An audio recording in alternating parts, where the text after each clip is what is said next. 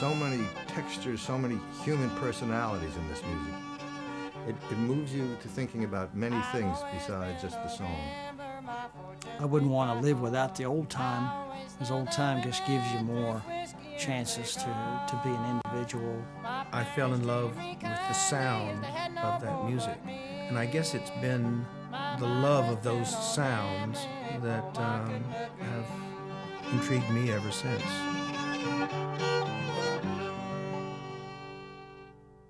I had met Tom Paley long before the Ramblers started. Tom and me sang and had a whole bunch of different songs we worked out. I had been playing bluegrass for a while, and I heard that John and Tom were coming down. I said, well, that sounds interesting. I'd like to go down and play music with them. And they were going to be on the radio. I thought that was fun, too. So we played one or two songs at Tom's house, got in the van, tuned, went right on the radio. If I was on some fog mountain top, I'd sail away to win. I'd sail all around. Well, then after that, I went back to New York, and I already knew Mo Ash from Folkways Records. And I told him about this band and how excited I was. And he asked who's in it, and I told him. He says, okay, you can make a record. No audition, no listening, no nothing. As soon as we thought up our name and actually began playing as a band, I got a letter from Newport Folk Festival saying, would you like to appear? So that gave us a big push at the same time.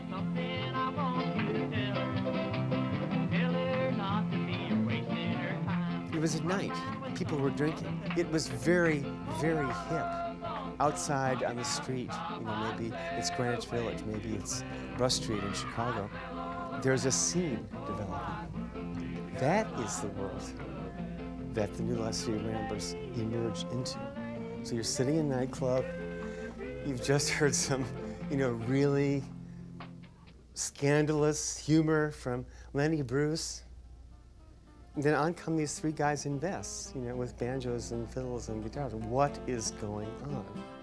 They were bringing this style as a radical innovation to young urban people who had never heard it before. And some young people listened to that and they said, wow, this is the real thing. Our mission on the stage wasn't to entertain and to sell records. Our mission was to get the music out there. And before we had a mission, of course, our purpose was just to enjoy ourselves. They had fun on stage, they had fun off stage, and like musicians everywhere, they turned the tensions of being presenters on a public stage into all sorts of playful ways of defusing the tension and having fun with themselves. John was Uncle Funk. He brought a certain kind of funkiness, both instrumentally and vocally. And he also could be pretty clever on stage, too. He and Tom would engage in verbal interchanges and things. Mostly good-natured.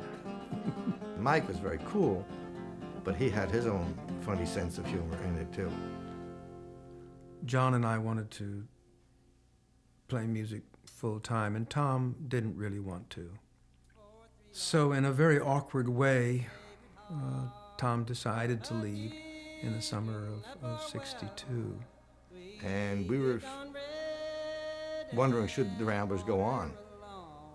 Just, a couple of months before I was shipped back from Germany, I got this letter from Mike Seeger, and he said, Tom Paley is leaving the band, and the only one they could think of in the whole United States that could be able to step in there was me. He had heard the Ramblers before, and so we started rehearsing with him at the end of the summer, and we've been with Tracy for 40 years now.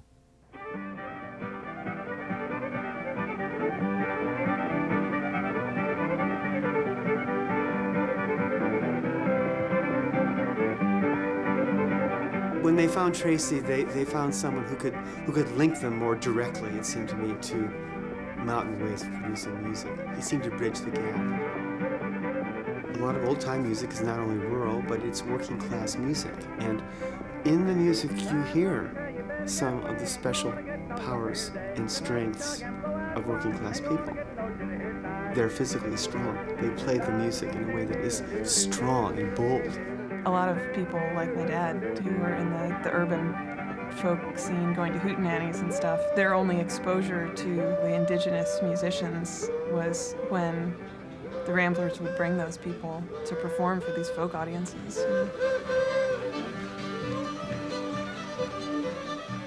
John, he and Ralph Rensler is a young kind of organization called Friends of Old Time Music, which brought artists from the South up to New York City for a series of concerts.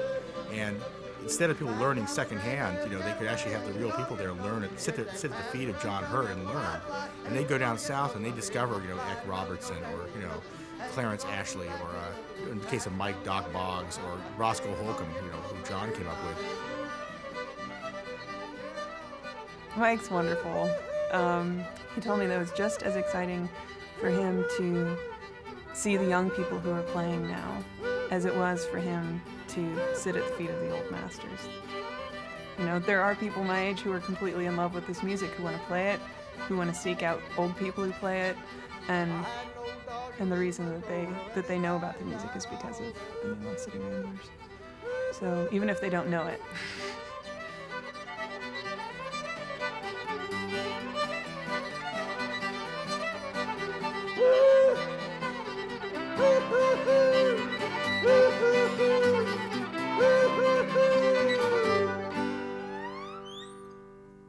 If you listen to the recordings that the Ramblers made and look at their activity, you understand that they really drew no boundaries.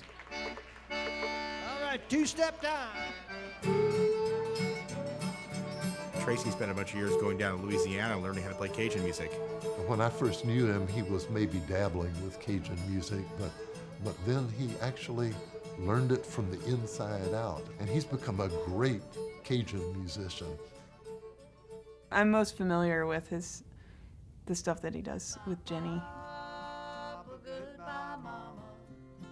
I'll die for the one that I love best.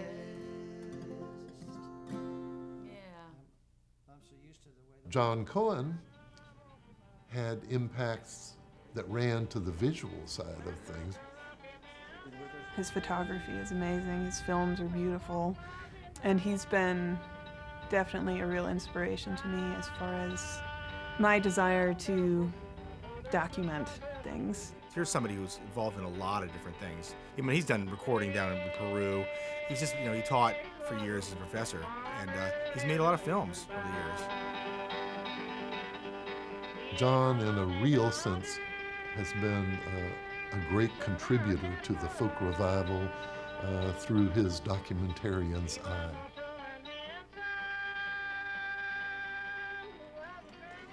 Mike Seeger, he's also made films. He had a thing on Appalachian Dance called Talking Feet.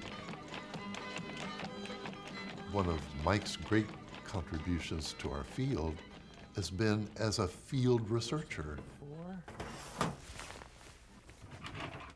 He not only went out and recorded people and added to his art, but he edited albums and shared them with the world.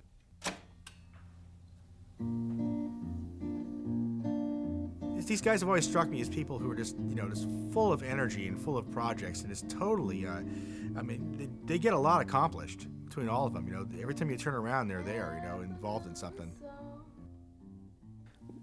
Over the years, having played together, we have different experience, different ideas of the music. We've all done field recording. We've all known some of the best traditional musicians that have ever lived. Yeah, it's been a life experience. There's some songs that I can't do with any other group, but yet with the Ramblers I can do them because we have a similar concept about what the music means to us, what it should mean to the audience, and how to play it. And doing these individual projects that we do about the music and realizing that it's all attributable, it goes back to that central idea of the Ramblers. So in a way, as individuals are also an extension of that joint idea. We're just constantly being revived. And some years we do more, some years we do less. Last year we did 5 concerts. Are bound to die.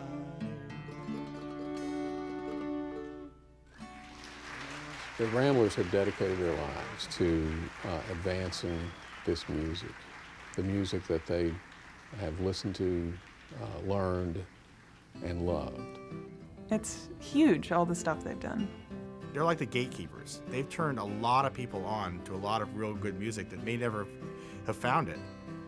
They've transformed folk music for our generation and the next generations that came beyond us. I'm getting old enough that I can speak of the generations below me now. It's hard to imagine a world of music without the Ramblers and without the key role that they played. Nobody else was playing that kind of stuff. And it influenced a tremendous amount of other people, you know, who started actually going back and looking at these sources to find material and play. They are the great disseminators, and all of us who were interested in old-time music played their repertoire. As musicians, as documentarians, as nutty personalities, they've done so much work. It's staggering. It's really staggering. The Ramblers have had a huge impact. They've had a direct impact on many of us, and for everybody that they haven't had a direct impact on, they had an indirect impact. All of us see a cultural world that we wouldn't have seen if it weren't for the new Lost City Ramblers